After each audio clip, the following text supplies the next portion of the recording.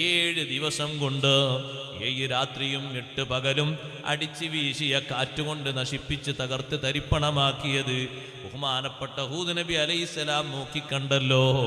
അവരൊക്കെ നോക്കിക്കണ്ടതുപോലെ എൻ്റെ ഉമ്മത്തിനെ ശിക്ഷിക്കുന്നത് എനിക്ക് കാണേണ്ട റബ്ബേ.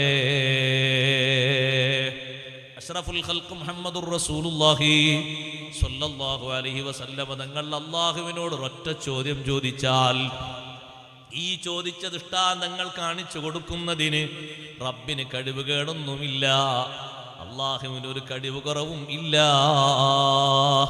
നേർക്ക് നേരെ അവരെ മുന്നിൽ ഒരു കോണി വെച്ചുകൊണ്ട് നബി സല്ലല്ലാഹു അലൈഹി വസല്ലം തങ്ങളെ വാനലോകത്തേക്ക് ഉയർത്താനും അത് നോക്കി നിൽക്കാനും ഒക്കെ കഴിവ് കൊടുക്കാൻ അല്ലാഹുവിന് കഴിവുണ്ട്.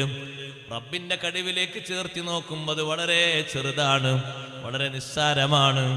മലക്കുകൾ മലക്കിൻ്റെതായ രൂപഭാവത്തിൽ വന്നിട്ട് അമ്പിയായിനല്ലാത്ത ആളുകൾക്ക് കാണാൻ കഴിയില്ല.